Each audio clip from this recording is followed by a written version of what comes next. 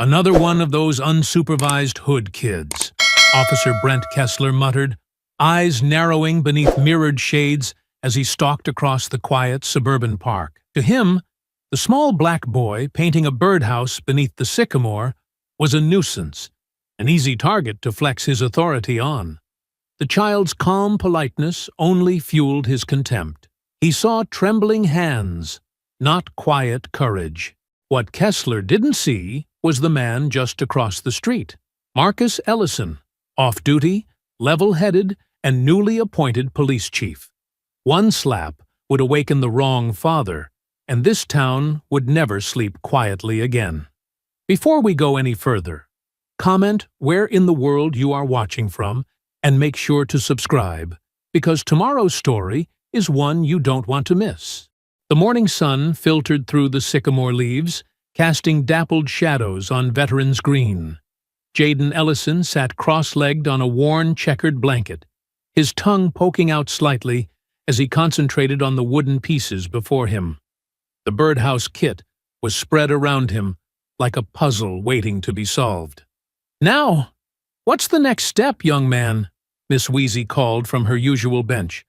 Her knitting needles clicked steadily as she watched him work. Jaden held up the instruction sheet, squinting at the diagrams. "It says to attach the roof pieces first, Miss Wheezy." He carefully lined up two smooth wooden panels, making sure the edges matched perfectly. "Take your time," she said, adjusting her reading glasses.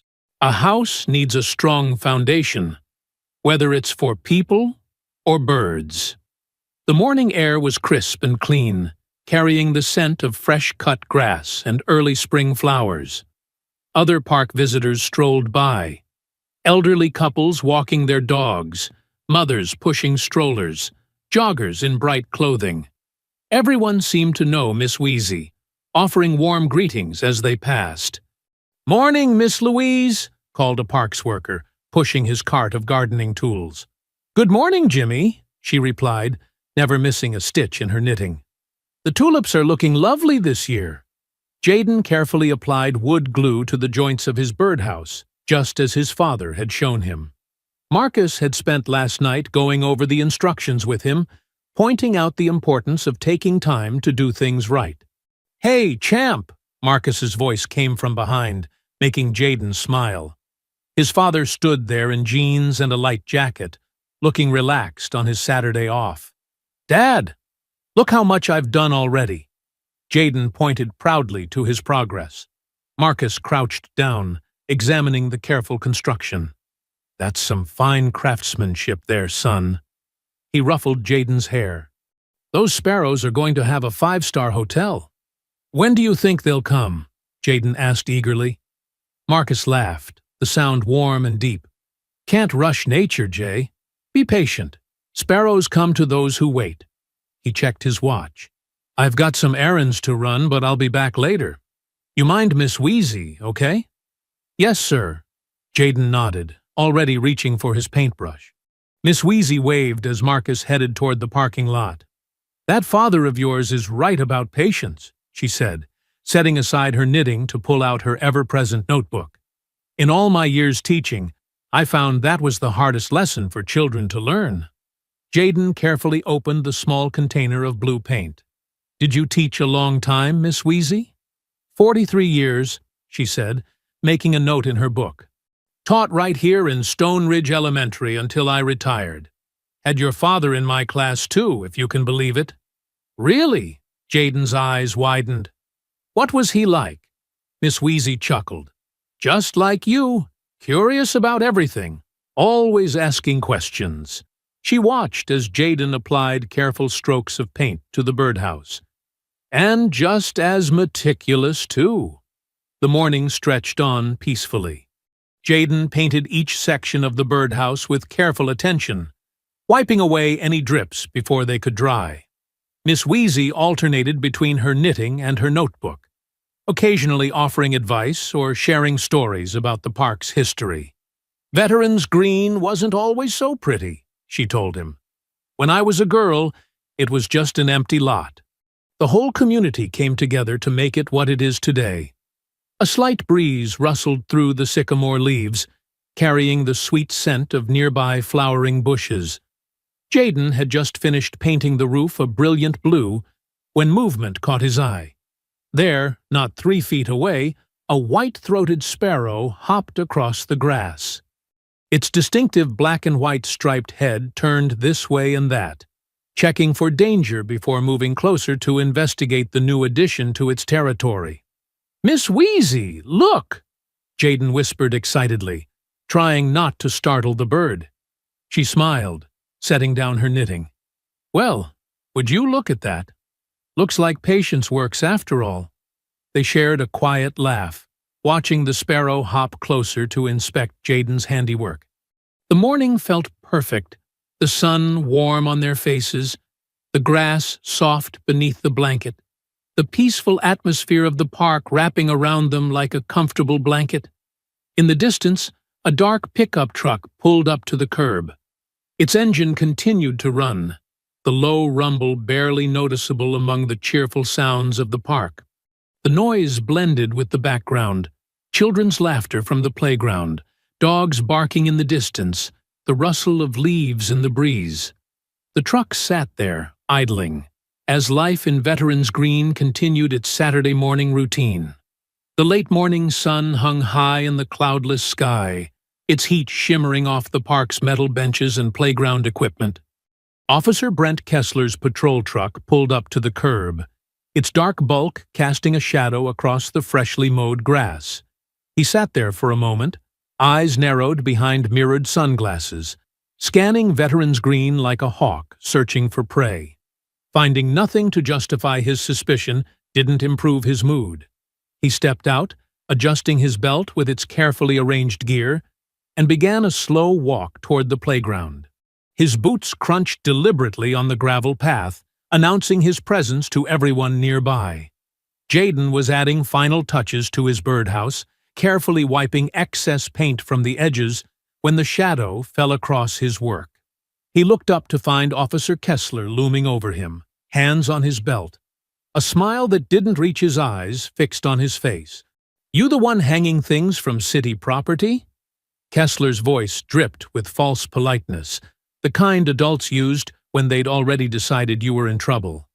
"No, sir," Jayden replied carefully, his father's lessons in respectful behavior kicking in automatically. "It's not nailed or anything. Just going to tie it with twine, like the instructions say." Kessler began circling Jayden's workspace, boots crushing the edge of the checkered blanket. "Instructions say?" he mimicked, emphasizing Jayden's slight grammatical slip. "And where exactly are your parents? Or did you just decide to come vandalize the park all by yourself?" Miss Wheezy set down her knitting, her weathered hands folding carefully in her lap. "Officer, he's 9 years old and has permission to be here. I've been watching him all morning." "9 or 19 doesn't matter," Kessler snapped, his facade of politeness cracking. "You people always think you can do whatever you want." The words carried across the suddenly quiet park. Nearby joggers slowed their pace, sensing the growing tension. Jayden instinctively took a step back, his shoulders hunching slightly. The movement seemed to trigger something in Kessler, who lunged forward and grabbed Jayden's arm. His fingers dug into the boy's skin as he twisted, forcing Jayden to face him. "Stand still when an officer's talking to you," Kessler growled. "Let's see some ID." "Officer, I told you he's 9. Miss Wheezy's voice rose as she stood from her bench, her notebook clutched tightly. "You're hurting him." Kessler's free hand shot out, shoving Miss Wheezy's outstretched arm away. "Stay out of this, nosy old lady. This isn't your business." Jayden's eyes filled with tears, more from fear than pain. "Please, sir, you're hurting me," he whispered, his voice trembling. The sound of fear in Jayden's voice seemed to enrage Kessler further. His face flushed red, veins standing out on his neck. "Don't talk back," he shouted, and before anyone could move, his hand flashed through the air. The crack of the slap echoed across Veterans Green like a gunshot. Birds exploded from the nearby trees in a panic of wings and alarmed calls. Jaden stumbled backward, losing his balance and hitting the ground hard. His hand went to his cheek, where an angry red mark was already forming. Gasps rippled through the growing crowd of onlookers. Parents pulled their children closer. Phones appeared in raised hands, and Miss Wheezy's face contorted with fury. "You monster!" she screamed, her usual composure shattered by the sight of violence against a child. Kessler straightened up, his chest puffing out as he breathed heavily.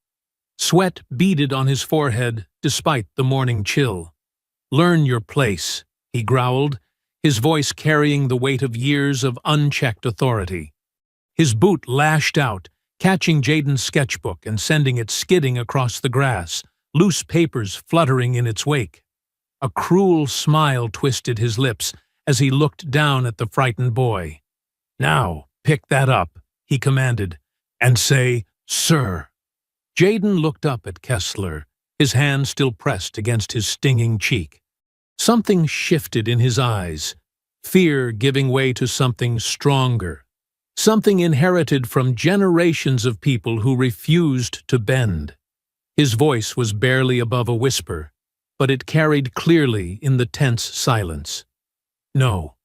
The single word hung in the air like a challenge. Kessler's face darkened with rage, his hand tightening on his belt.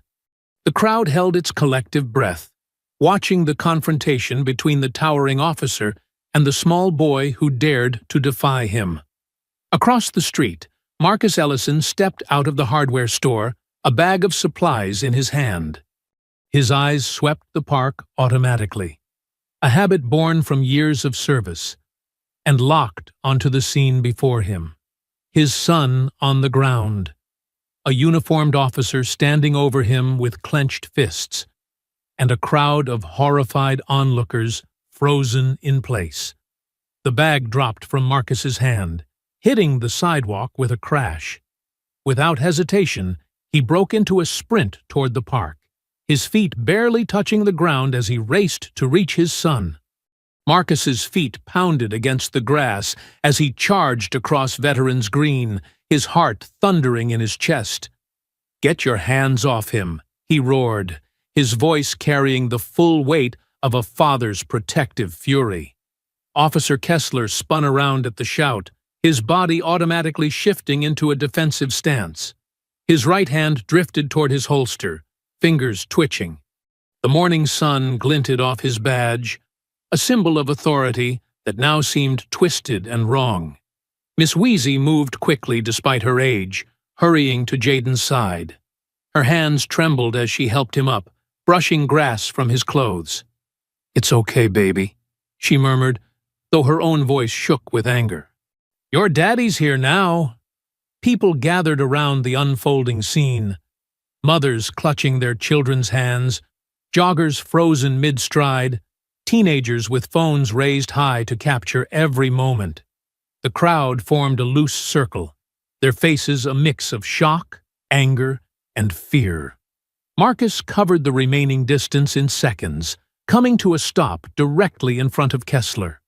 They stood nose to nose, the tension crackling between them like electricity before a storm. Marcus's chest heaved with controlled breaths, his eyes locked on the officer who'd dared to strike his son. "You just assaulted a child." Marcus's words cut through the morning air, sharp as a blade. His hands were clenched at his sides, every muscle in his body straining against the urge to respond with force. Kessler's lip curled into a sneer, his stance widening as if preparing for conflict. "Kid resisted lawful orders," he spat back. His eyes narrowed behind his mirrored sunglasses. "You interfering now?" Marcus's fury simmered beneath a lifetime of learned control. His voice dropped lower, taking on the dangerous edge of a man holding back a tsunami of rage. He jabbed a finger toward the gleaming badge on Kessler's chest. "Name." "Now." Kessler reached into his breast pocket with deliberate slowness, pulling out a business card. He shoved it against Marcus's chest with enough force to make him step back. "File it," he sneered, voice dripping with contempt. "Won't go far." The screech of tires announced the arrival of another patrol car. Sergeant Nate Doyle emerged, his experienced eyes quickly taking in the scene before him. The angry officer, the protective father, the frightened child with a reddened cheek, and the crowd of witnesses with their phones still recording. "Everyone take a step back," Doyle commanded, moving between Marcus and Kessler with practiced efficiency. He placed a firm hand on Kessler's shoulder, pushing him away from Marcus. "Officer Kessler, stand down." "Now." Kessler resisted for a moment, his body rigid with defiance, before finally taking 2 steps backward. His face twisted into an ugly expression as he leaned around Doyle. "You'll regret this," he mouthed at Marcus, malice glinting in his eyes. Doyle turned to Marcus, his voice lowering. "Sir, I suggest you take your boy home. We'll sort this out properly." There was something in his eyes as he looked at Marcus, a flicker of recognition, a careful nod that spoke volumes. He knew exactly who Marcus was, even if Kessler didn't. Jayden broke away from Miss Wheezy's protective embrace and ran to his father, wrapping his arms around Marcus's waist. The red mark on his cheek had begun to swell, a visible testament to Kessler's brutality. Marcus placed a gentle hand on his son's shoulder, fighting to keep his own trembling under control. Miss Wheezy stood nearby, her notebook open as she carefully recorded badge numbers, times, and details with the precision of a longtime teacher. Her pen moved steadily across the page, though her hands still shook with anger. She looked up briefly to meet Marcus's eyes, giving him a firm nod that promised her support. The crowd began to disperse slowly, though phones remained raised, capturing every moment. Parents whispered to each other, shooting worried glances at Kessler. Joggers resumed their routes, looking back over their shoulders.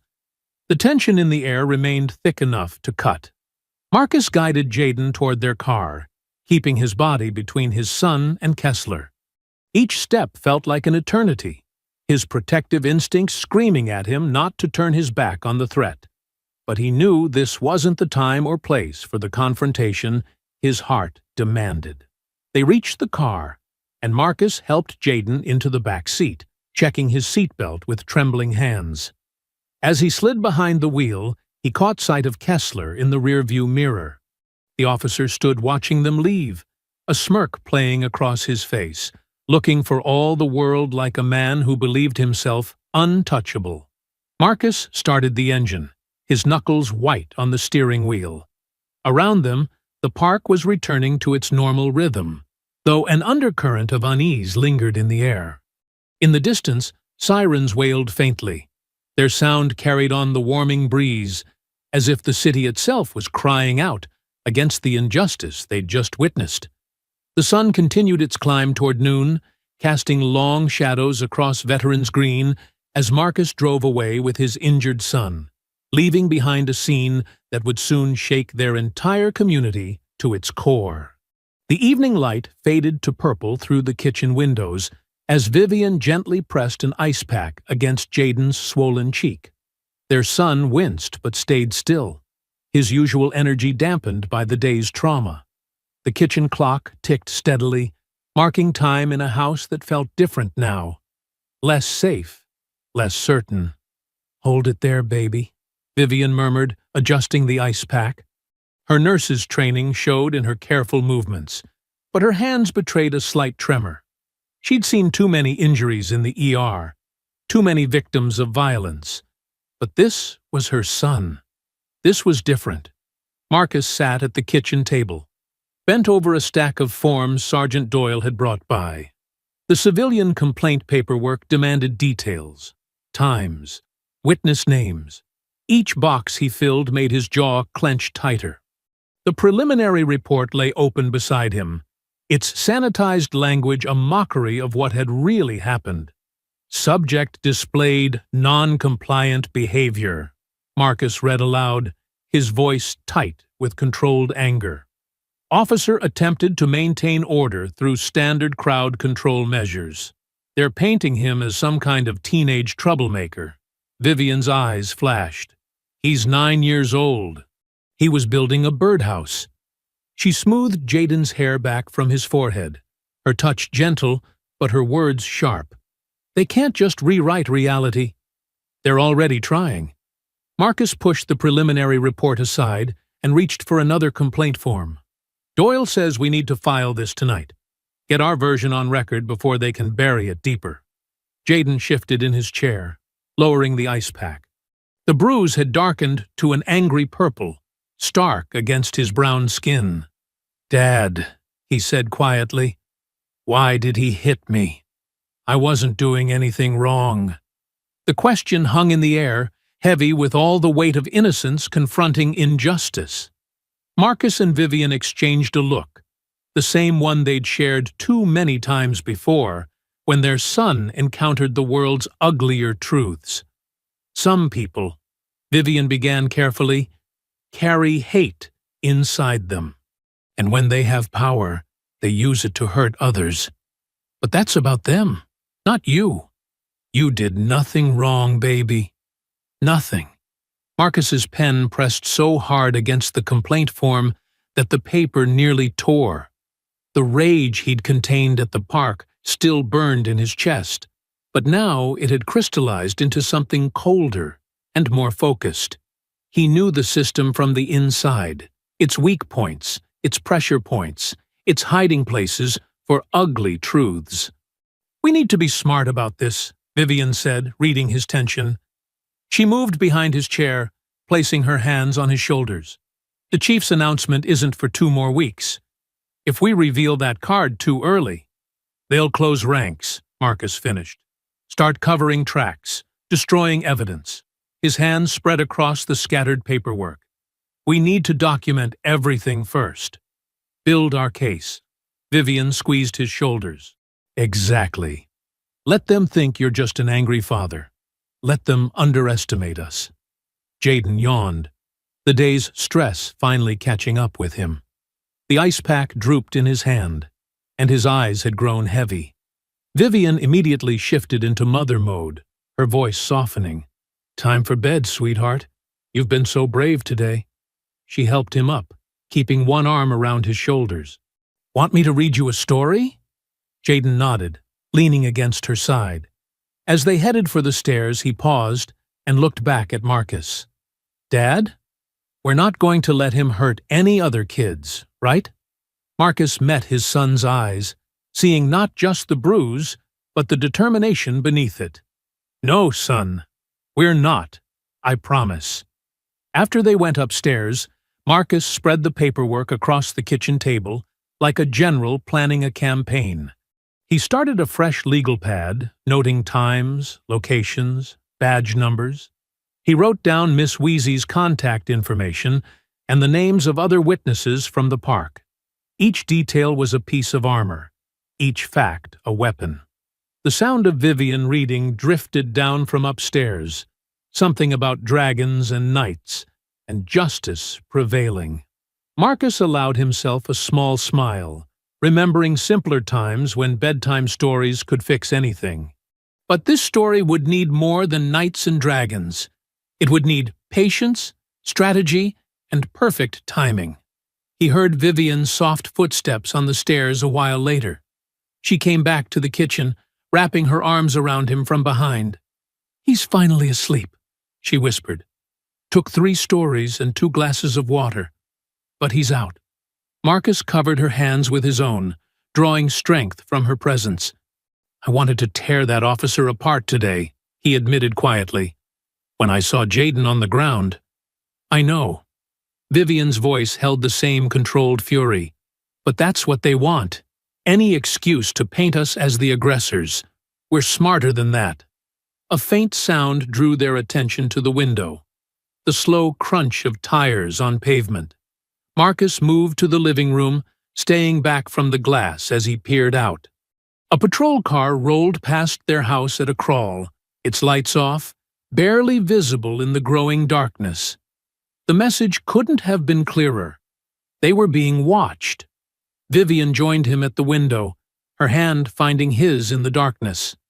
They stood together, watching the patrol car disappear around the corner, its passage marking the beginning of a battle they'd never wanted but couldn't avoid. Their home, once a sanctuary, now felt like the front line of a war they'd been drafted into, with their son's safety and justice itself hanging in the balance. The fluorescent lights hummed in the empty station as Marcus approached Sergeant Doyle's desk. Past midnight, only a skeleton crew remained, their radios crackling softly in the darkness. Marcus carried a single manila folder, his steps measured and controlled despite the anger still burning in his chest. Doyle looked up from his computer, his weathered face showing recognition. "Figured you'd come," he said quietly, gesturing to the chair across from him. "How's your boy?" "Bruised. Scared." Marcus's jaw tightened. "But stronger than they think." Doyle nodded slowly, glancing at the security cameras before leaning forward. "Listen, about Kessler's record." He tapped his keyboard, frowning at the screen. "It's complicated.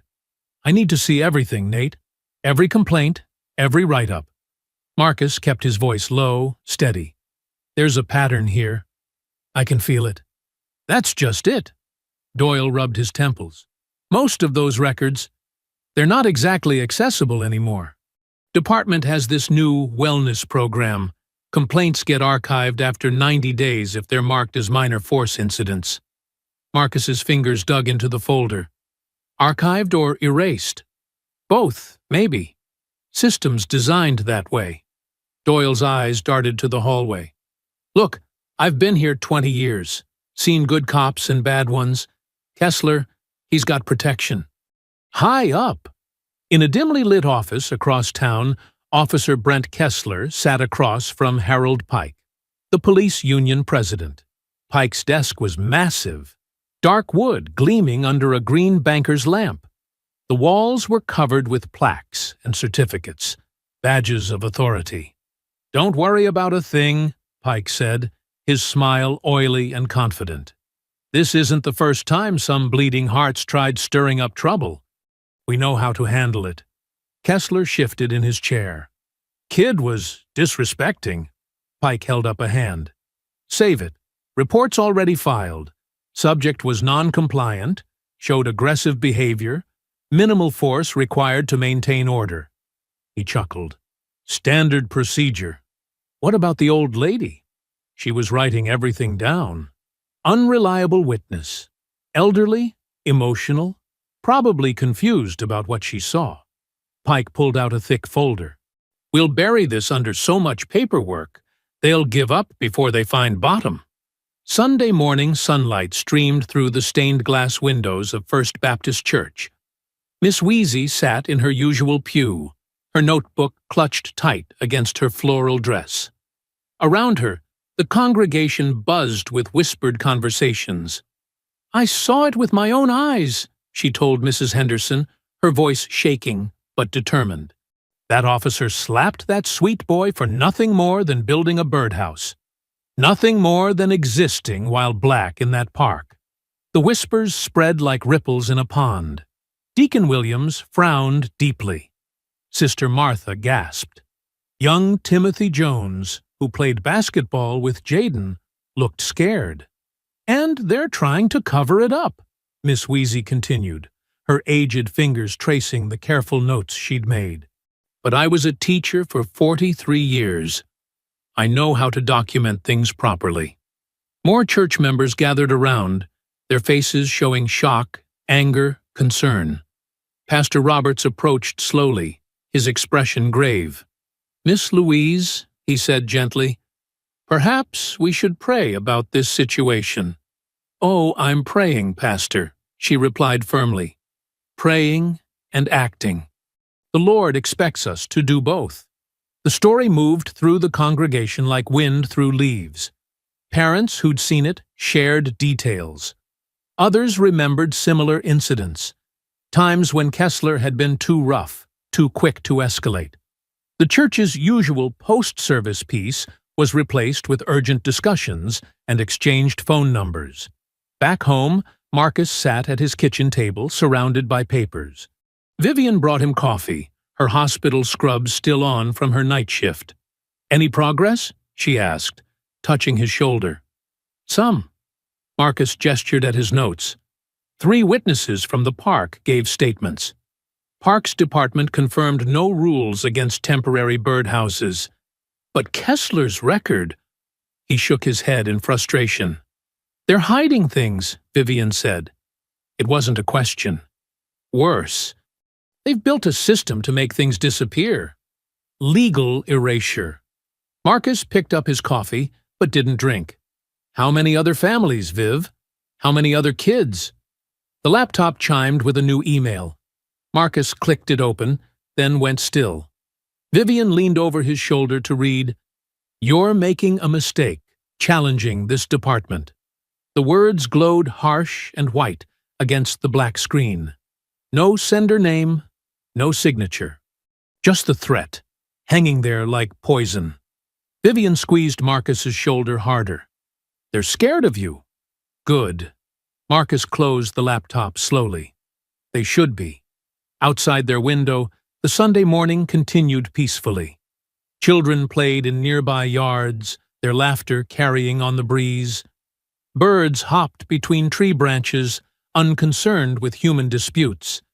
But beneath this calm surface, the town of Stone Ridge was changing. In living rooms and church halls, on front porches and in quiet conversations, people were choosing sides.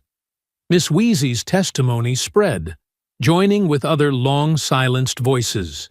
The wall of silence that had protected men like Kessler was beginning to crack, one whispered truth at a time. The grand chamber of Stone Ridge City Hall buzzed with anticipation.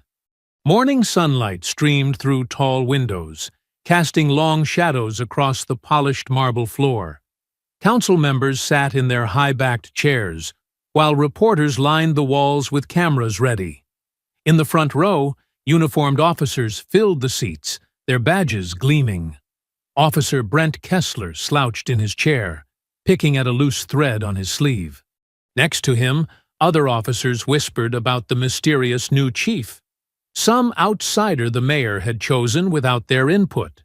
Harold Pike stood near the podium, his usual smirk firmly in place as he worked the room, shaking hands and patting shoulders. "All rise," the clerk announced. The room rustled to attention. Mayor Gloria Chen approached the podium, her red blazer bright against the wood paneling. "Today marks a new chapter for Stone Ridge law enforcement," she began. "Our city deserves leadership that understands both authority and accountability. Someone who knows our streets, our challenges, and our potential." Pike nodded along, already planning how to manage this new chief. Behind him, Kessler checked his phone, barely listening. "Please welcome," Mayor Chen continued, "our new chief of police." Marcus Ellison emerged from the side door, in full-dress uniform, shoulders straight, each step precise. The gasps started like a wave, rippling through the crowd as recognition dawned. Kessler's phone clattered to the floor. His face went slack, then flushed dark red as he remembered the park, the slap, the smugness afterward. Next to him, Officer Martinez whispered, "Isn't that the guy from—" "Ladies and gentlemen," Mayor Chen announced, "Marcus Ellison." Pike's carefully maintained smile cracked. He gripped the back of a chair, knuckles white. This wasn't part of the plan. This wasn't manageable. Marcus reached the podium, his expression calm, but his eyes intense as they swept the room. The Bible waited on the wooden surface, worn leather catching the light. He placed his left hand upon it, raised his right, and spoke the oath in a clear, carrying voice. "I, Marcus Ellison, do solemnly swear that I will support the Constitution of the United States, the Constitution of this state, and the laws and ordinances of the city of Stone Ridge. I will faithfully, honestly, and impartially discharge the duties of Chief of Police to the best of my ability. So help me God." Mayor Chen beamed. "Congratulations, Chief Ellison." The applause was scattered, uncertain. Some officers sat stone-faced. Others clapped mechanically, eyes darting to Pike for cues. In the back, Miss Wheezy dabbed her eyes with a handkerchief, smile radiant. Marcus adjusted the microphone. His voice filled the chamber, steady and determined. "Thank you, Mayor Chen. To the council, my fellow officers, and most importantly, to the citizens of Stone Ridge. I stand before you today with clear purpose." He paused, letting his gaze meet Kessler's for just a moment. A police department is only as strong as the trust it builds with its community. That trust must be earned daily, through actions that prove we serve everyone equally, through accountability that shows no one is above the law. Pike shifted his weight, hands clasped behind his back. His mind raced through political connections, favors owed, pressure points to exploit. "Starting today," Marcus continued, "we implement new standards for transparency and conduct. Body cameras will be mandatory and properly maintained. Complaint procedures will be streamlined and publicly accessible. De-escalation training will be enhanced." In the audience, Sergeant Doyle nodded slowly, hope mixing with worry on his weathered face. "Some will resist these changes," Marcus acknowledged. "Change is hard, but necessary change cannot be blocked by comfortable corruption or convenient silence." The words hung in the air like thunder before lightning. Pike's face had gone from red to gray. Kessler's jaw clenched so tight, a muscle twitched visibly. "To those officers who serve with honor, and there are many of you, I look forward to working together. To those who've forgotten their oath," Marcus's tone hardened slightly, "remember it now. This department will protect and serve everyone in Stone Ridge, every citizen, every child. No exceptions." The speech concluded with details about community outreach and modernization plans, but the real message had landed. As the ceremony wound down, officers filed out in groups, their usual banter replaced by tense whispers. Kessler shouldered his way through the crowd, rage radiating from every movement. He burst into Pike's office without knocking, slamming the door hard enough to rattle the plaques on the wall. "You didn't tell me it was him," he snarled. Pike stood at his window, watching the crowd disperse below. "I didn't know," he said through clenched teeth. "Bullshit! You know everything that moves in this department." Kessler paced like a caged animal. "This is about the park. That kid?" "Shut up!"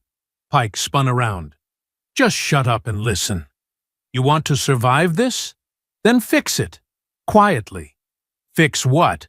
He's the damn chief now." "Everyone has pressure points," Pike hissed. "Everyone has weaknesses. Find them. Document them. But quietly." He jabbed a finger at Kessler's chest. "And until then, keep your hands off kids in the park. Are we clear?" Kessler glared but nodded stiffly. Outside, Marcus stood on the City Hall steps, shaking hands with well-wishers. Miss Wheezy approached, eyes bright with victory. "Congratulations, Chief Ellison," she said warmly. "Thank you, Miss Wheezy." He smiled, genuine but determined. "We've got work to do." "That we do," she agreed, patting his arm. "That we do." Morning light filtered through the blinds of Marcus's new office, casting stripes across stacks of personnel files and policy manuals. He'd been chief for 3 days, and already the weight of what he'd inherited pressed down like a mountain. His computer screen glowed with body camera logs from last Saturday. The timestamp matched, 10:47 a.m., Veterans Green. But where video should have been, a red flag marked technical error, audio-visual malfunction.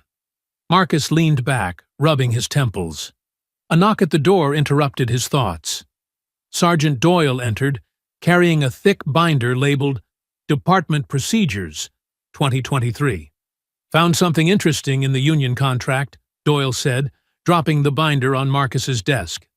"Page 342. Marcus flipped to the section, scanning quickly. Wellness diversion program? Started 2 years ago, Doyle explained, settling into a chair. Supposed to be about officer mental health, stress management, counseling resources. He tapped the page. But look at subsection C. Marcus read aloud. To promote psychological well-being and reduce administrative burden, all Category 3 complaints shall be automatically archived after 90 days if no formal charges are filed. Category 3, Doyle continued, includes minor physical contact, verbal disputes, and procedural complaints. Basically, anything short of hospitalization gets wiped clean every 3 months. Marcus's jaw tightened. How many complaints has Kessler had? That's the thing. Doyle pulled out a thin folder.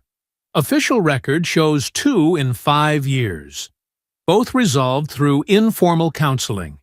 But, he hesitated. But what? I talked to records. Before this program, they used to keep paper complaint logs. Basic stuff. Date, officer, type of incident. Found one from 2021 in a storage box. Kessler had 11 complaints that year alone. All Category 3, all vanished when the new system kicked in. Marcus stood, pacing to the window. Outside, patrol cars gleamed in the morning sun. The body cam malfunction. That's not random, is it? No, sir. Officers can mute audio for private conversations. Visual cuts out sometimes, too. Technical glitch, they say. No way to prove otherwise once it's done. Marcus returned to his desk, pulling up Kessler's service record. Commendations, training certificates, perfect attendance. A sanitized history, scrubbed clean every 90 days. Get me everything you can find, Marcus ordered. Old logs, witness statements, anything paper, and find out who wrote this program. Already did. Doyle's expression darkened. Harold Pike. He pitched it to the union as officer protection. Mayor's office approved it without review. Marcus's phone buzzed. A text from Vivian. How's Jaden's case going? He set it aside, guilt mixing with determination. He spent the next hours digging deeper. The wellness program had tentacles everywhere. Complaint forms routed through union review, body cam footage marked for quality control, performance evaluations sanitized for officer privacy. By late afternoon, his office looked like a war room. Papers covered every surface, red strings connecting dates and names on a whiteboard. Patterns emerged. Incidents in parks, schools, suspicious person stops. Always Category 3, always gone in 90 days. A soft knock interrupted his focus. Officer Martinez stood in the doorway, nervous energy radiating from her uniform. Chief, got a minute? Marcus gestured to a chair. Martinez closed the door carefully before sitting. It's about Kessler, she said quietly.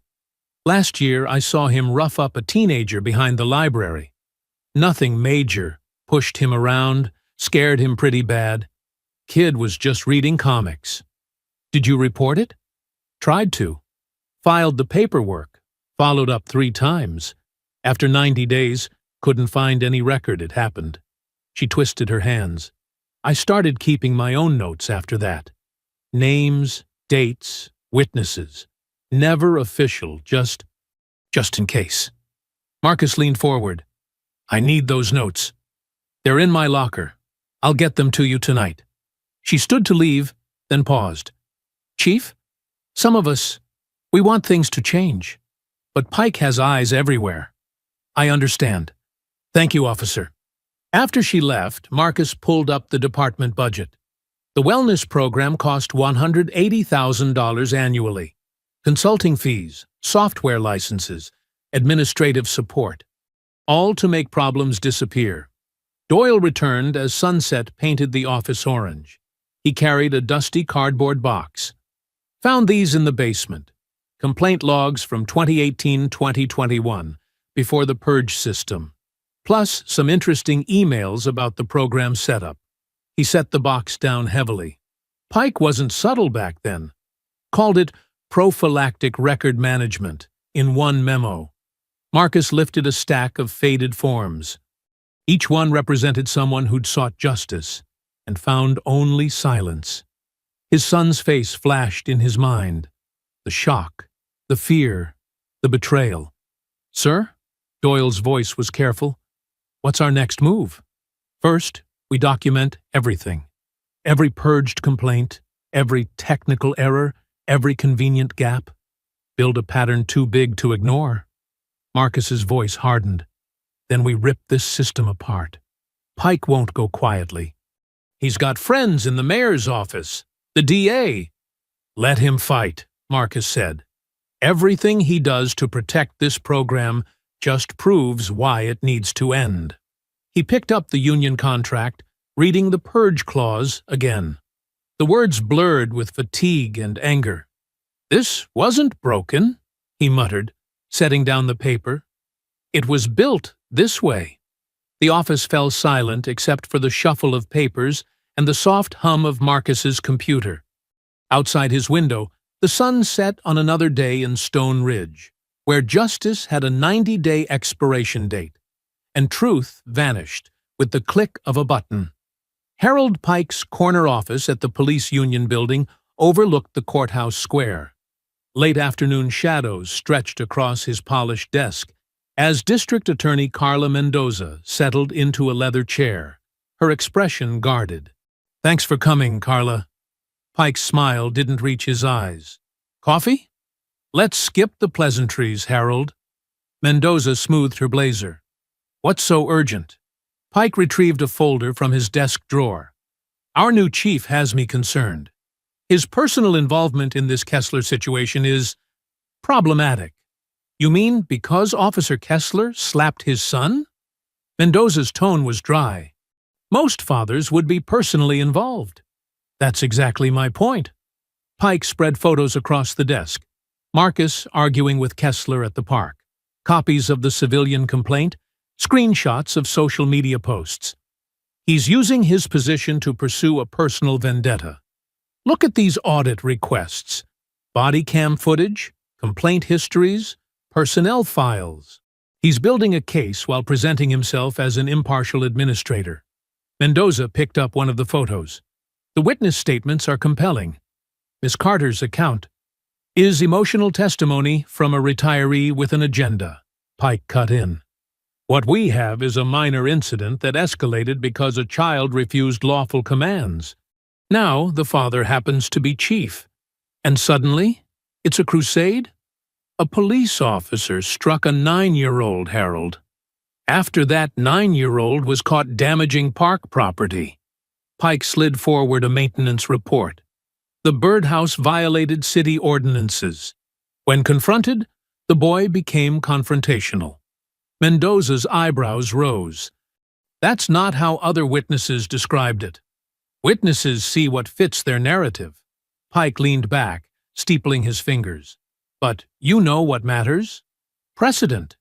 If we let a personally compromised chief pursue charges against an officer for standard crowd control, what's next? Every arrest becomes brutality? Every command becomes harassment? You're suggesting I decline to file charges? I'm suggesting you recognize a conflict of interest." Pike's voice softened. "Remember the Martinez settlement in 2019? How carefully we managed public perception. Sometimes peace requires discretion."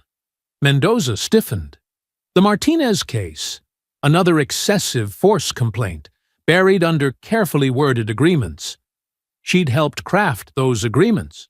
The optics here are manageable. Pike tapped his computer screen. Social media's already shifting the narrative. Look. Online comments scrolled past. Chief's kid vandalized public property. Another entitled brat playing victim. These people always cry racism. Time to take our town back. Mendoza's stomach turned. Manufactured outrage won't change facts.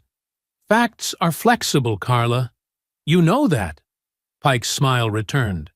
All I'm asking is that you consider the bigger picture. Stone Ridge doesn't need another racial powder keg. Declining charges protects everyone, including you. The threat hung unspoken. Mendoza stood, gathering her purse.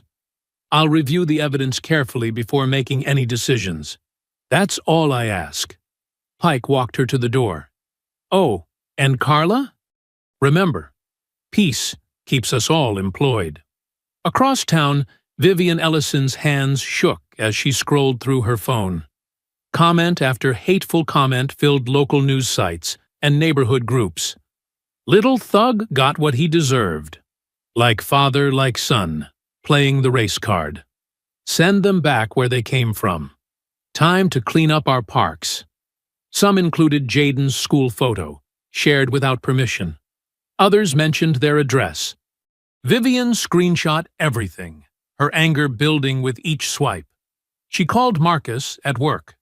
They're attacking our baby online, calling him. I can't even repeat it. Save everything, Marcus said, his voice tight. I'm heading to the DA's office now. Be careful, Vivian warned. They're trying to bait you into something stupid. I know. Marcus sighed. How's Jaden? Drawing. He's stronger than they know. Vivian watched their son through the kitchen window, bent over his sketchbook in the backyard. But he shouldn't have to be this strong. Not at 9. Marcus found Carla Mendoza in her office, reviewing case files. She didn't look up when he entered. Chief Ellison, I was about to call you. Were you? Marcus remained standing. To explain why you're considering declining charges? Now she met his eyes. Who told you that? Does it matter? What matters is you're choosing political convenience over justice. Again. Again. Her face tightened. Careful, Chief. Like you were careful with the Martinez settlement? All those sealed documents? All those convenient NDAs?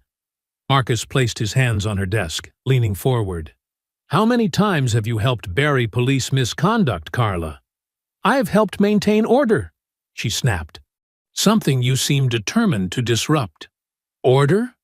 My son has a bruised face and nightmares. There are racists threatening him online. That's the order you're protecting? Mendoza stood, matching his posture. I'm protecting this town from burning down around us. You're too close to this case. Your judgment is compromised. My judgment? Marcus's laugh was bitter. A cop slapped a child in broad daylight. Witnesses, photos, statements, and you're worried about my judgment? I'm worried about escalation, riots, property damage, career-ending scandals that help no one. You mean scandals that might expose your past decisions? Marcus straightened. You're choosing safety over justice. Mendoza was silent for a long moment, studying him. Finally, she sank back into her chair. I'm choosing what keeps this town from burning. She gestured to the door. We're done here, Chief. I'll announce my decision tomorrow. Marcus turned to leave, then paused. You know what burns towns, Carla? Not justice, injustice. Remember that when you're helping Pike bury more bodies. The door closed behind him with a soft click. Mendoza stared at her reflection in the darkened window, wondering when compromise had become cowardice. The morning sun bathed Veterans Green in golden light as Miss Wheezy arranged folding chairs in a wide circle near Jaden's favorite sycamore tree. Her arthritic hands moved with purpose, each chair placed just so. Behind her, a dozen seniors from her church group hung colorful birdhouses in the trees. A silent rebuke to those who'd claimed Jaden had vandalized the park. Little more to the left, Richard, she called to a gray-haired man struggling with a green wooden house. We want the sparrows to have a good view of today's proceedings. People began trickling into the park. Mothers with strollers, joggers slowing their pace, teenagers on bikes. They gathered in small clusters, voices low but determined. Miss Wheezy noticed several carrying signs. Protect our children, and No badge gives the right to hit kids. Councilwoman Dina Brooks strode across the grass, her red blazer bright against the morning sky. She carried a small portable microphone and speaker. "Louise," she called warmly, "you've outdone yourself. This is exactly what we needed. Peaceful, organized, impossible to ignore." "Peaceful doesn't mean quiet," Miss Wheezy replied, adjusting her glasses. "These old bones have seen too much injustice to stay silent now." More seniors arrived, carrying thermoses of coffee and plates of cookies. They set up a card table with petitions demanding police accountability. Miss Wheezy watched as they worked, her notebook open on her lap. She'd documented everything since the incident: times, names, statements. The truth would not be buried this time. The crowd grew steadily. Church groups arrived in their Sunday best. Young activists with cameras mingled with grandmothers in sun hats. A news van parked at the curb, a reporter testing her microphone. Marcus appeared at the edge of the gathering, Jaden's small hand in his.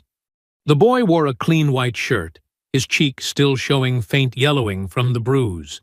People parted to let them through, offering quiet words of support. "There's my brave artist," Miss Wheezy said, patting the chair beside her. Jaden sat down, ducking his head shyly at the attention. Marcus stood behind them, scanning the growing crowd with careful eyes. Councilwoman Brooks tapped the microphone. "Good morning, Stone Ridge," she began, her voice carrying across the park. "We're here today because silence enables injustice. We're here because a child's safety matters more than a badge." She spoke for 10 minutes about equality, about the poison of unchecked power, about the courage of speaking truth. The crowd listened intently, nodding, occasionally calling out in agreement. "And now," Brooks said, "I'd like to introduce someone who reminds us what this fight is really about. Jaden?" The boy looked up at his father. Marcus squeezed his shoulder gently. "It's okay, son. Just speak from your heart." Jaden walked slowly to where Brooks stood. She lowered the microphone for him. He stared at his feet for a long moment, then lifted his face to the crowd. "I just wanted to help the birds," he said softly. "My dad taught me that kindness matters. That's why I was building the birdhouse.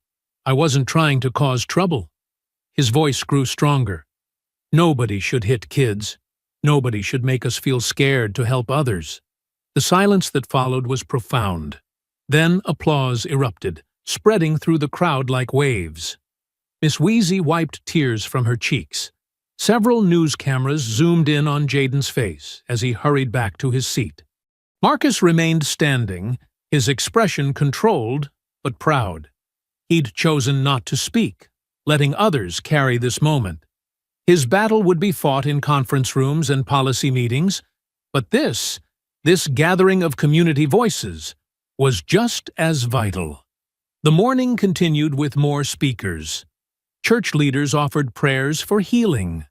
Young activists shared statistics about police misconduct.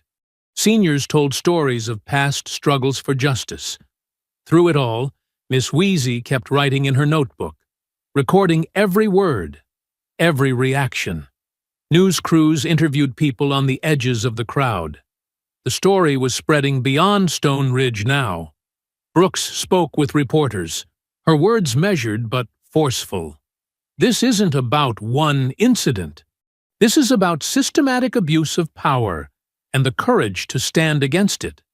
As the sun climbed higher, people began sharing water bottles and snacks. Children played tag between the chairs. The mood was serious but hopeful, a community finding its voice. Jaden pulled out his sketchbook, drawing the scene with careful strokes. The circle of chairs, the hanging birdhouses, the diverse faces of his neighbors. Miss Wheezy peered over his shoulder. "You're capturing it perfectly," she said. "Art tells truth in its own way." The gathering began to disperse as afternoon approached. People lingered in small groups, exchanging phone numbers and promises to stay connected. Marcus helped fold chairs, speaking quietly with Brooks about next steps. Later that night, the Ellison household was quiet. Jaden sat at his bedroom window, watching as his mother worked in the glow of the garage floodlight. The harsh words spray-painted across their door, "Traitor in Blue," disappeared under steady strokes of fresh paint. Vivian worked methodically, her nurse's scrubs still on from her shift. She didn't speak, didn't curse, just painted with quiet determination. The white paint covered the hate, but the message behind it lingered in the air like poison. From his window, Jaden watched his mother work, his sketchbook open on his lap. He drew her figure, small against the garage door, erasing darkness with light. His hand moved quickly, capturing the moment before it faded. Another scene of truth that needed remembering. Marcus sat at his desk early Tuesday morning, reviewing witness statements from Veterans Green. His phone buzzed, a text from Doyle. "DA's office, now." The message carried urgency that made his stomach tighten. He drove downtown through morning traffic, past coffee shops opening their doors and students waiting for buses. The district attorney's building loomed ahead, all glass and steel reaching into the pale sky. Carla Mendoza's office occupied the third floor. Her assistant barely glanced up as Marcus entered the waiting area. "She's expecting you," she said flatly. Inside, Mendoza stood by her window, hands clasped behind her back. She turned as Marcus entered, her face a careful mask of professional detachment. "Chief Ellison." "Please, sit." "I'll stand," Marcus replied, noting the thick folder on her desk labeled Kessler Incident. Mendoza sighed, settling into her chair. "I'll be direct. After thorough review, my office has determined there's insufficient evidence to pursue charges against Officer Kessler." Marcus felt heat rise in his neck. Insufficient evidence? There were dozens of witnesses. Miss Weezy's statement alone. "Witness accounts vary," Mendoza cut in. "And more importantly, we cannot establish clear intent to cause harm. Officer Kessler maintains he was responding to perceived resistance. He slapped a 9-year-old boy." Marcus's voice filled the room. "My son was building a birdhouse. There's no justification." "Your personal involvement complicates matters," Mendoza said smoothly. "The fact that you're both the victim's father and Kessler's superior officer creates significant conflicts of interest." Marcus leaned forward, placing both palms on her desk. "This isn't about me. This is about a police officer abusing his power against a child. You have sworn statements, physical evidence. We have contradictory accounts of a heated situation," Mendoza countered. "The union's report suggests Jaden was uncooperative. Don't you dare put this on my son." Mendoza's expression hardened. "Chief Ellison, I understand you're upset, but my decision is final. I suggest you focus on internal department matters and let this go." Marcus straightened, studying her face. "You're scared," he said quietly. "What do they have on you, Carla?" She flinched, just slightly, but enough. "That's inappropriate and unprofessional. We're done here." Back at the station, Marcus found Doyle waiting in his office. The sergeant's face was grim. "You heard?" "Just left Mendoza's office." Marcus dropped into his chair. "She's buried worse than this before, hasn't she?" Doyle glanced at the closed door, then pulled out a folded paper. "Found something in the archived files. June 2019. Excessive force complaint against Kessler. Black maintenance worker. Same park. Case never made it to review." Marcus scanned the document. "Settlement agreement? With an NDA. Guess who witnessed the signing?" Doyle's voice was bitter. "Our dear district attorney herself." Before Marcus could respond, his phone rang. Mayor Tisdale's office. The mayor's voice was strained. "Marcus, we need to talk. Now." 20 minutes later, Marcus stood in Tisdale's office as the mayor paced behind his desk. "This situation has become untenable," Tisdale said. "The union is threatening a vote of no confidence. Pike's people are calling you a divisive figure who's using your position for personal vengeance. So we're letting them control the narrative?" Marcus asked. I'm placing you on administrative leave, Tisdale said quickly, like ripping off a bandage. Effective immediately. Pending review of your handling of the situation. Marcus didn't move. You're suspending me for investigating officer misconduct? For compromising department neutrality, Tisdale corrected. Your personal involvement. My personal involvement is exactly why I can't walk away, Marcus cut in. That officer assaulted my son, and now I find out there's a pattern, covered up by the very people meant to prevent it. Marcus, please! Tisdale's voice dropped. Don't make this harder than it needs to be.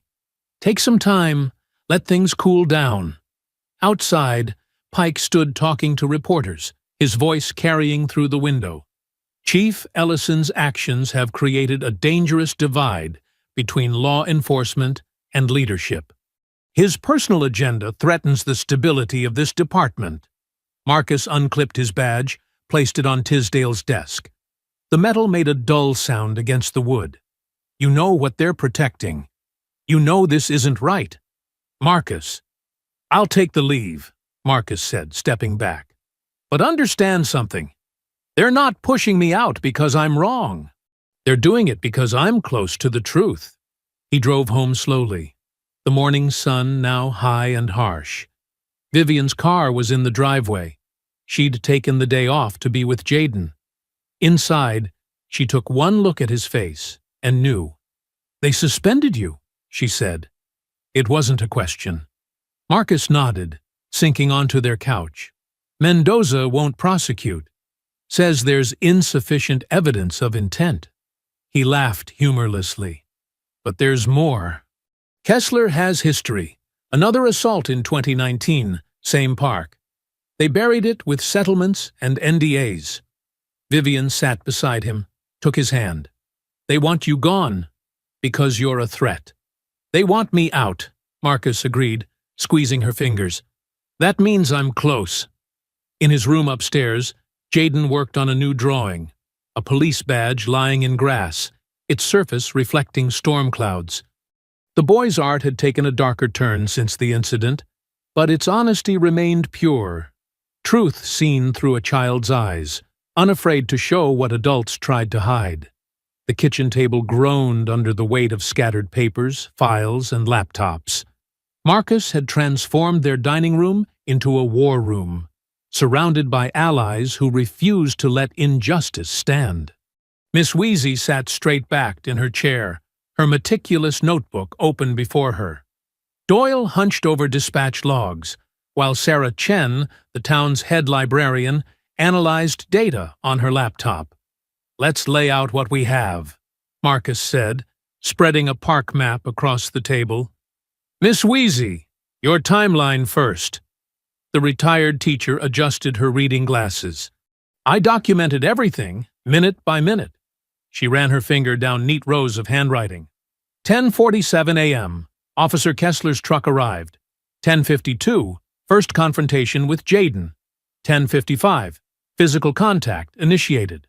Her voice tightened. 10:56. The assault. Your notes are incredibly detailed, Doyle said, comparing them to his papers. Matches dispatch perfectly. Kessler called in his location at 10:46, went silent at 10:54. Marcus nodded. 2-minute gap before the slap. What was he doing with his radio off? Same pattern I'm seeing here, Sarah said, tapping her screen. I've cross-referenced body cam timestamps with incident reports. 11 separate encounters over 6 months, all involving black residents, all with convenient technical errors during key moments. 11? Vivian's voice was sharp. She stood at the counter, preparing another pot of coffee. That's not coincidence. Not even close, Sarah agreed. The statistical probability of random malfunctions targeting only one demographic? Practically zero. Jayden appeared in the doorway, clutching his sketchbook. He'd been quiet since the incident, processing through his art. Marcus softened his voice. Hey, buddy, want to show them what you drew? The boy nodded, approaching the table. He opened to a detailed sketch of Veterans Green, marking everyone's positions that morning. X's showed where people stood. Arrows tracked movement. Even the trees were accurately placed. "This is excellent," Miss Wheezy said, squeezing his shoulder. "You have a wonderful memory for detail." "Look at the sight lines," Doyle said, studying the drawing. "Park cameras would have caught everything from this angle." He pointed to a pole. "Unless someone deliberately turned them." Marcus spread out subpoena requests. "We need the 2019 settlement records, maintenance logs for those cameras, every email between Pike and the wellness program administrators. The union will fight these," Doyle warned. "Let them," Marcus replied. "Fighting looks worse than complying." Sarah raised her hand. "I found something else. Those 11 encounters, they all happened within 90 days of each other, just under the purge threshold." The room went quiet. Vivian set coffee mugs on the table, her nurse's hands steady and sure. "He knew the timeline," she said. "Knew exactly when to push it." "Pike's program gave him coverage," Marcus agreed. "Question is, was he working alone?" Miss Wheezy flipped through her notebook. "I've seen that truck before. Always slow passes through the park, always when certain families were there." She tapped a page. 7 times in May alone. "Targeting," Doyle said grimly. "Deliberate pattern of intimidation." Jaden had started another drawing. This one showed Kessler's face. Not angry, but scared. The boy had captured something in the officer's eyes, a weakness behind the rage. "He's afraid," Jaden said quietly. "That's why he hits. Like Tommy Miller when he's scared at school." The adults exchanged looks. From the mouths of babes, Marcus thought. "We need to present this properly," Sarah said. "Raw data isn't enough. People need to see the pattern." She pulled up a visualization she'd created. A timeline showing Kessler's documented encounters, radio silences, and camera failures. Red dots clustered around specific days, specific locations. "This is good," Marcus said. "But we need more. Doyle, can you get complete radio transcripts?" "Already requested, and maintenance logs for his body cam. Every reported malfunction." "Miss Wheezy, we'll need signed statements from other witnesses, as detailed as possible."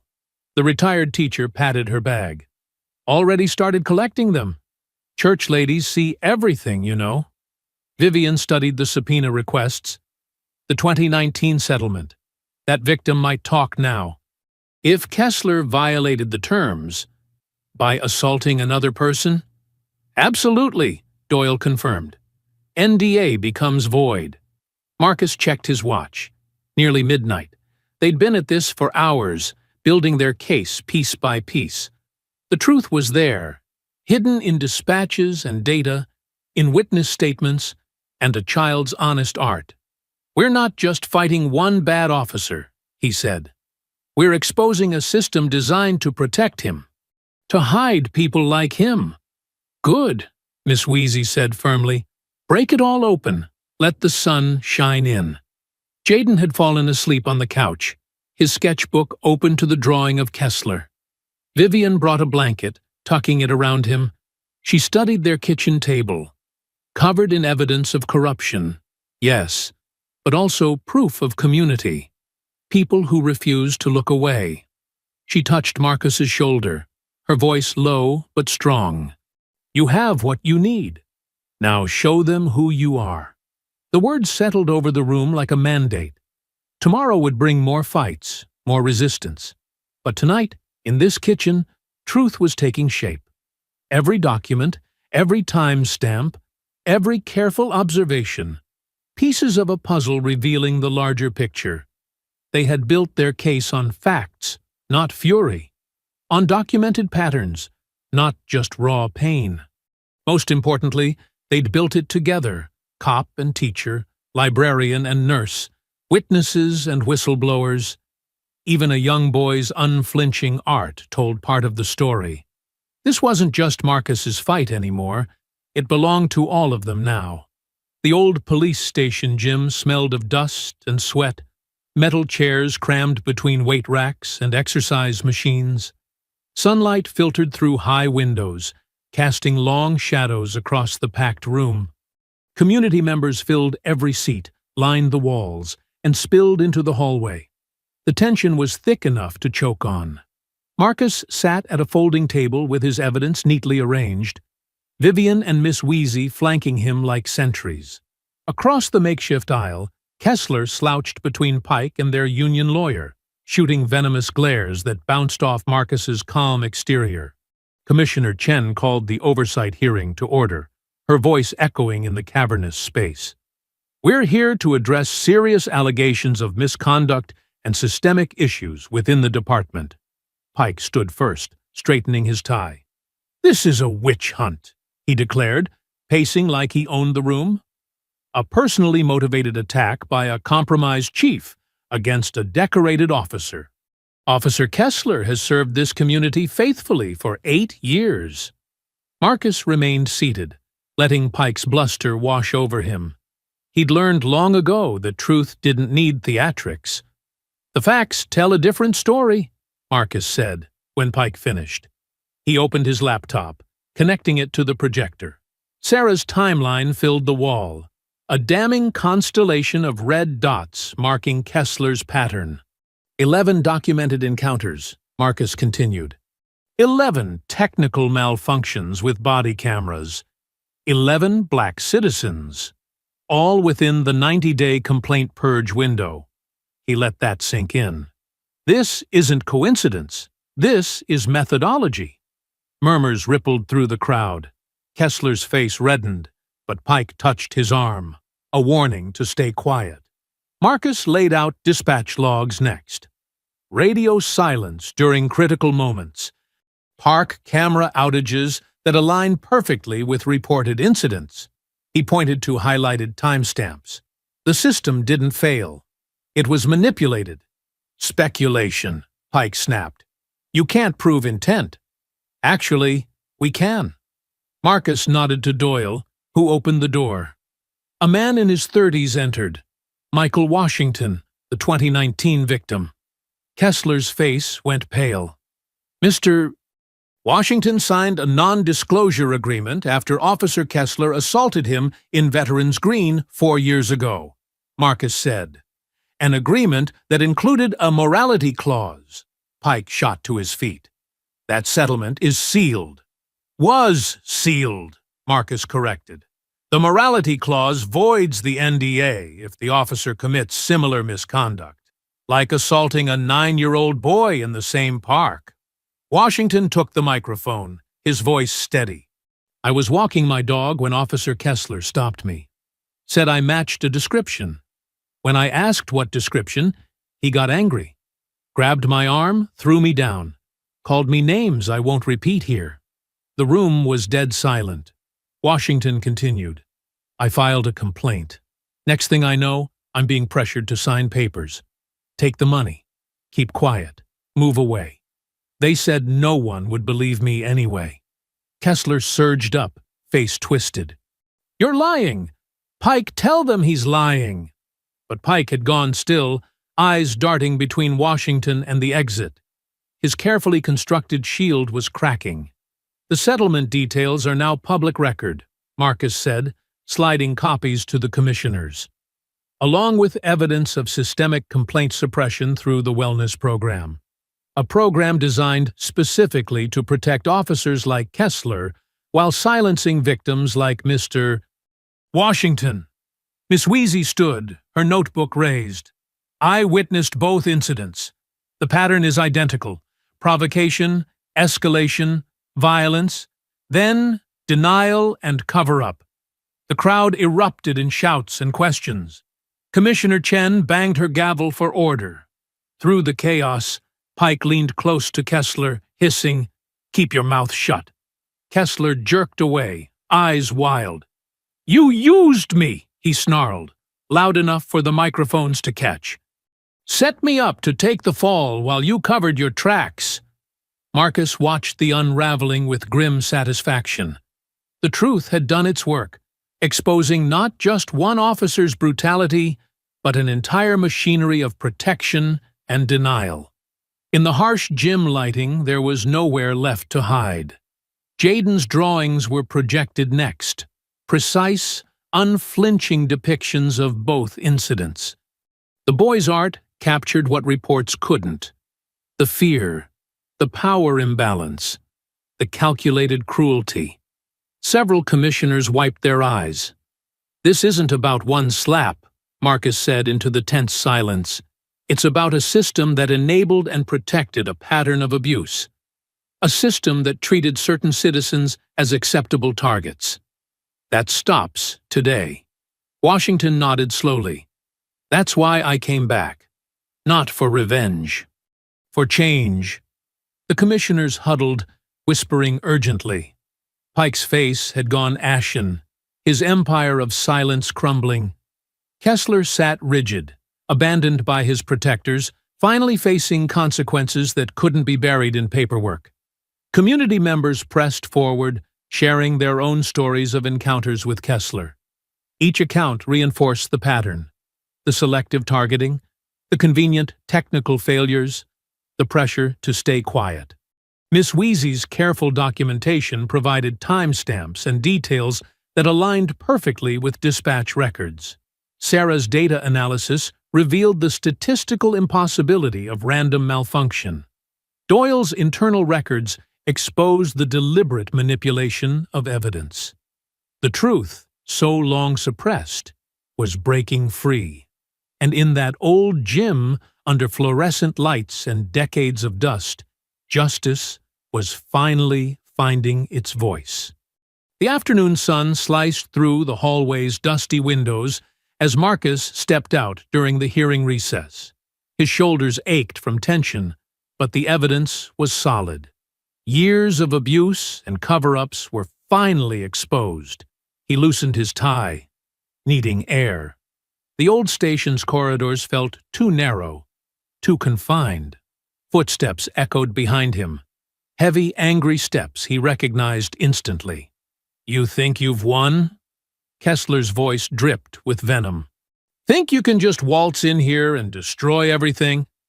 Marcus turned slowly, maintaining the professional distance that had become second nature. "Officer Kessler, this isn't personal. The evidence speaks for itself." "Not personal?" Kessler's laugh was ugly. "You used your own kid to set me up. Probably told him to cause trouble, didn't you?" Marcus's jaw tightened.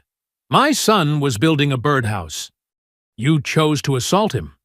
That's what you people always do. Play victim." Kessler stepped closer, face flushed. 8 years on the force. 8 years keeping order in this town. Then you show up with your diversity hiring and your reforms. "Step back," Marcus warned, noting Kessler's clenched fists. Other officers and hearing attendees began filtering into the hallway, drawn by the rising voices. Or what? Kessler's eyes were wild now.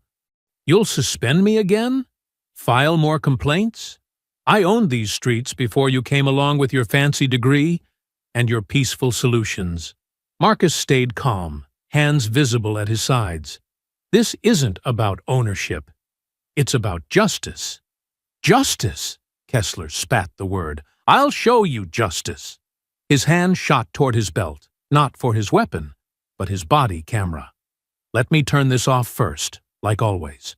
"Leave it on," Marcus said. "Let everyone hear exactly who you are." Something snapped in Kessler's expression. "Who I am?" His voice rose to a shout.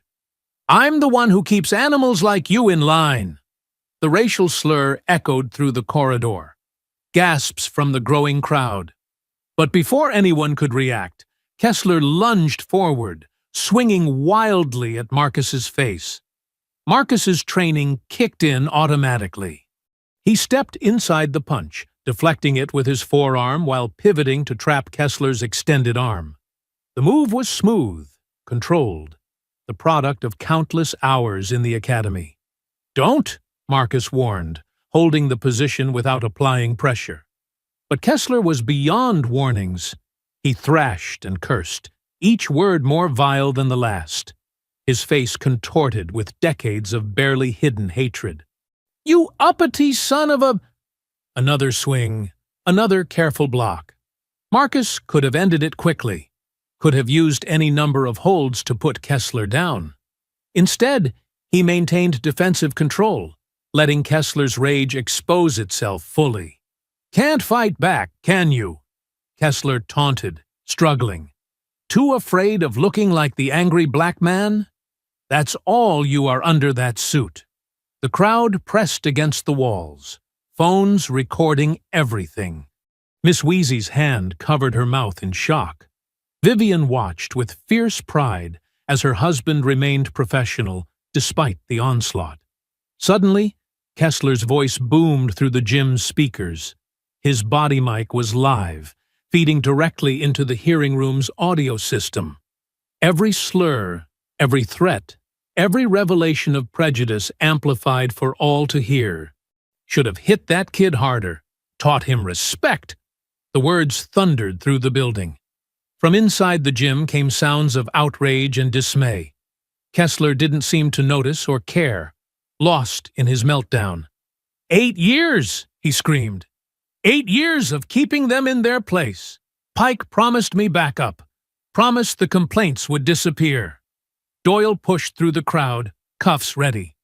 "That's enough." Kessler's eyes widened as he finally registered his mic's red light. The fight drained from him instantly, replaced by dawning horror. "Officer Brent Kessler," Doyle's voice was steel. "You're under arrest for assault on a police officer, making terrorist threats, and violation of department policy." Marcus stepped back, straightening his tie as Doyle secured the cuffs. The hallway had gone deathly quiet. Even Kessler fell silent, the full weight of his actions crushing down. Phones lowered slowly. The crowd parted as Doyle led Kessler away. Through the open doors, Marcus could see the hearing room, commissioners frozen in their seats, Pike slumped in defeat, hundreds of witnesses to a truth that could no longer be denied. Miss Wheezy touched Marcus's arm. "You all right, Chief?" He nodded, checking his suit for damage. "Just another day seeking justice, Miss Wheezy." The silence held, heavy with the weight of what they'd witnessed. Decades of systemic racism and abuse had just been laid bare in 2 minutes of unfiltered rage. No reports to sanitize it, no union to bury it, just raw truth, broadcast live to the entire hearing. Vivian appeared at his side, inspecting him for injuries. "Not exactly how we plan to expose the corruption," she said quietly. "Sometimes justice finds its own path," Marcus replied, watching Kessler disappear around the corner. The officer's shouts still echoed from the speakers, a testament that would be impossible to erase. The crowd began to disperse, murmuring in shocked tones. But they moved differently now, with purpose, with clarity. What had been suspicion was now certainty. What had been whispers was now on record. Marcus straightened his shoulders, ready to return to the hearing. There was still work to be done, policies to change, a department to rebuild. But the foundation of lies had cracked wide open, and truth was pouring through. 2 weeks after the hearing, autumn painted veterans green in gold and crimson. The morning air carried a crisp edge as Marcus sat in his restored office, reading the State Attorney General's formal announcement. The charges against Kessler were comprehensive: assault on a minor, tampering with evidence, civil rights violations, each count backed by witness statements, audio recordings, and the damning pattern of technical errors in his body camera usage. The AG's office had also uncovered a trail of similar incidents spanning 3 counties. Marcus set down the paper and glanced at the photo on his desk. Jaden smiling at his science fair, taken just days before the incident. The bruise had faded, but some marks went deeper. Still, his son's resilience amazed him. Last night, Jaden had asked to help with the park's reopening ceremony. A knock interrupted his thoughts. Sergeant Doyle entered, holding a tablet. "Chief, you'll want to see this." The screen showed D.A. Mendoza's resignation speech. She stood at a podium, her usual confidence replaced by visible strain. "After careful reflection and the Ethics Board's preliminary findings, I am stepping down effective immediately. My failure to address prior incidents and subsequent attempts to minimize recent events represent a breach of public trust." "That's 3 down," Doyle said, referring to Pike's spectacular fall last week. The union president's hot mic rant about these people taking over had leaked online, forcing his immediate resignation. The recording captured him instructing officers to lose complaint forms from certain neighborhoods. "Change comes in waves," Marcus replied, standing to put on his jacket. "Speaking of which, how's the new training going?" "Officers are adapting to the body cam integrity protocols. No more self-muting, full audit trails. The complaint preservation order means everything gets logged properly now. And that duty to intervene reform you pushed through? Already seeing results. Junior officers feel more empowered to speak up." Marcus nodded, checking his watch. "Time for the reopening. You coming?" Veterans Green hummed with activity. Volunteers set up chairs while parks workers installed new signs outlining the community rules, written with input from residents of all backgrounds. Children darted between trees, strung with paper lanterns for the evening celebration. Near the central path, Jaden and Miss Wheezy supervised a group installing birdhouses. Each one had been painted by local students, creating a rainbow of designs. Jaden took his role seriously, clipboard in hand, checking each mounting bracket. "A little higher on that one," he called to a worker. "Sparrows like more height." Miss Wheezy beamed with pride. Her testimony had been crucial in the hearing, her meticulous notes providing a timeline that couldn't be disputed. Now she sat in her usual spot, but with a new purpose, teaching children about birds and justice in equal measure. From the corner of his eye, Marcus spotted a familiar figure in an orange vest, picking up trash under a supervisor's watch. Kessler's decertification had been swift after the hearing. Now he performed his community service in the same park where everything had changed. His face was thinner, shoulders slumped, all traces of arrogance gone. Jaden noticed him too, but showed no fear. Instead, he walked over and handed Kessler a birdhouse, one he'd painted himself with careful brushstrokes. "This one goes by the oak tree," he said simply, then returned to his clipboard. The moment hung there, heavy with meaning. Kessler stared at the birdhouse, then slowly carried it to the designated tree. His hands shook slightly as he mounted it, following Jaden's precise instructions. Councilwoman Brooks approached Marcus, smiling. "Quite a transformation, isn't it? The park or the department?" "Both. Your reforms are setting a standard. Other cities are calling, wanting to implement similar changes." Marcus watched as more families arrived, spreading blankets on the grass.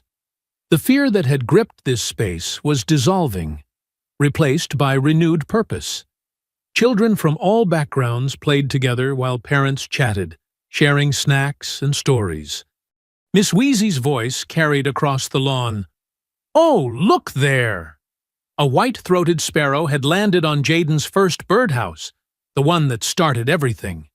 It tilted its head, inspecting the entrance, then hopped inside. Jaden's face lit up with pure joy. "Justice sings too, sweetheart," Miss Wheezy said softly, patting his hand. "Sometimes we just have to be patient enough to hear it."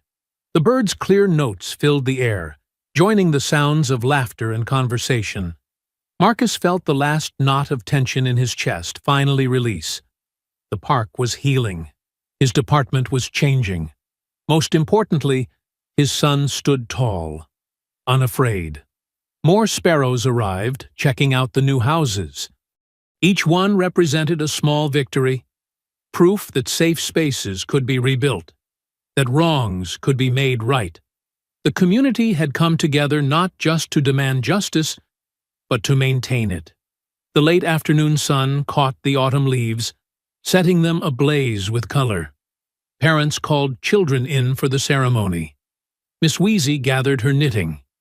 Jaden made one final check of his clipboard before joining his father.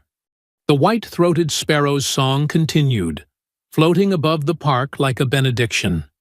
Its melody carried notes of renewal, of second chances, of hard-won peace. In Veterans Green, justice had found its voice, not in shouts or sirens, but in the simple sound of birds coming home to roost. Marcus wrapped an arm around Jaden's shoulders as they walked toward the gathering crowd. The park was free again, its paths open to all, its spaces safe for dreams to take flight. I hope you enjoyed that story. Please share it with your friends and subscribe so that you do not miss out on the next one. In the meantime, I have handpicked 2 stories for you that I think you will enjoy. Have a great day.